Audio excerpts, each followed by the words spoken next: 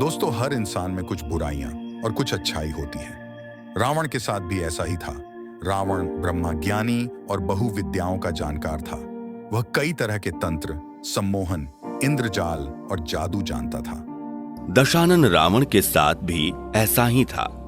रावण का सबसे बड़ा दुर्गुण था उसका अहंकार, जिसने उसका सर्वनाश कर दिया। लेकिन यह भी सच है कि रावण में अनेक खूबियां भी थीं जो उसे महान बनाती हैं।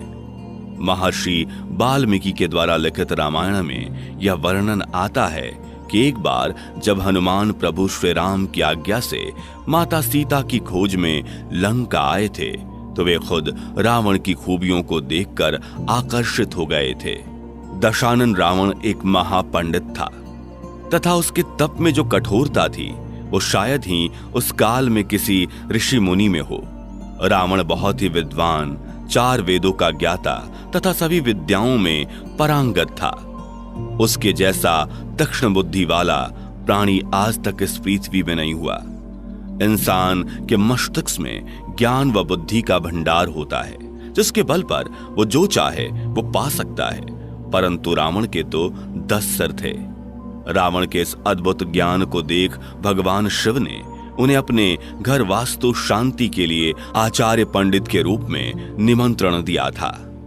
रावण की मां का नाम कैकशी व पिता का नाम ऋषि विशर्वा था। रावण की माता एक दैत्य कन्या थी।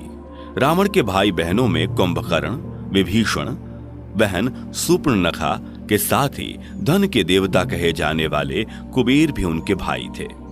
रावण ने कठोर तपस्या के बल पर भगवान शिव को प्रसन्न किया और वरदान मांगा, परंतु शिव जानते थे कि रावण उनके वरदान का गलत उपयोग करेगा।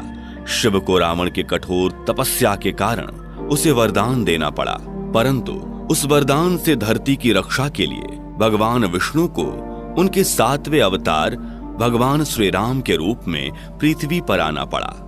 रामायण के अनुसार जब रावण ने श्री राम की पत्नी माता सीता का अपहरण किया, तो राम ने हनुमान सहित लंका के राजा रावण पर आक्रमण कर उसका वध कर दिया। रावण जब मरणासन अवस्था में था, तब श्री राम ने अपने भाई लक्ष्मण से कहा कि रावण समस्त वेदों का ज्ञाता है, पूरी पृथ्वी पर उससे बड़ा ज्ञानी कोई नहीं, अतः उसके समीप जाकर उससे ऐसी शिक्षा ग्रहण करो जो तुम्हें उसके अलावा किसी अन्य महाज्ञानी से प्राप्त नहीं हो सकती।